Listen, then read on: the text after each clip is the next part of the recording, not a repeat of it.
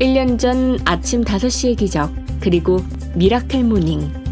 이 두 권의 책을 읽고 저는 새벽을 깨우는 삶을 살아야겠다고 결심했습니다.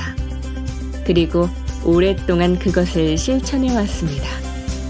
지난 1년을 돌아보니 날마다 새벽을 깨우며 하루를 시작하길 정말 잘했다는 생각이 듭니다. 왜냐고요? 저는 정말 많이 변했기 때문입니다. 1년 전 미라클 모닝에 대한 리뷰 영상을 만들 때 저는 아침형 인간으로 살면 큰 장점이 2가지가 있다고 요약을 했었습니다. 첫째, 시간 확보. 둘째, 마인드 강화라고 말이죠.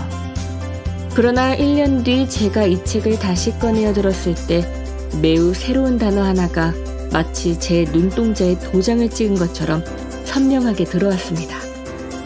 그 단어는 바로 주도권입니다. 주도권의 사전적인 의미는 주동적인 위치에서 이끌어 나갈 수 있는 권리나 권력입니다. 이순신 장군이 전쟁에서 승리할 수 있었던 가장 큰 비결은 바로 이 주도권을 잡고 있었기 때문이죠.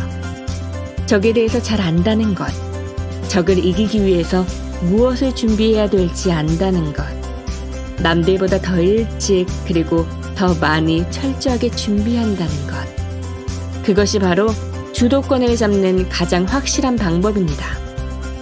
1년 동안 정말 많은 자기계발서들을 읽으면서 명확하게 깨달은 진실 하나가 있습니다. 그것은 바로 목표가 없는 사람은 절대 성공할 수 없다라는 것입니다. 레버리지라는 책을 보면 이런 말이 있습니다. 성공하지 못한 많은 사람들은 직장에 있을 때 집에 가길 원하고 집에 있을 때 직장에 가는 것을 두려워한다. 자신이 가장 가치 있다고 생각하는 것과 일치된 삶을 살지 못할 때 사람들은 부정적인 감정을 느낀다고 합니다.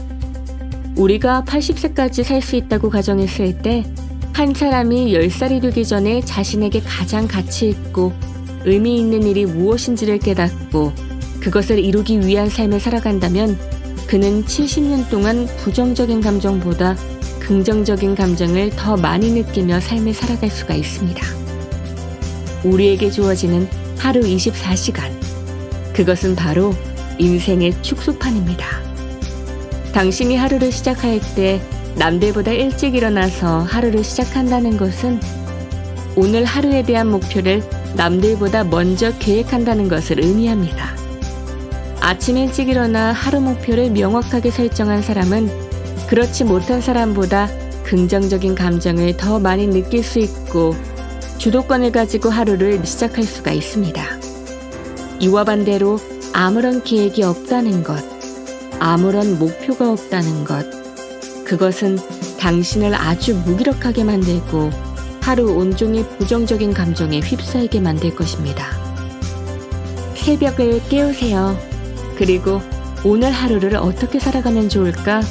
진지하게 질문하고 아침마다 당신의 하루를 계획하세요. 그리고 꼭 명심하세요. 전쟁에서 승리하는 기적은 바로 주도권을 가진 자에게 주어지는 것입니다.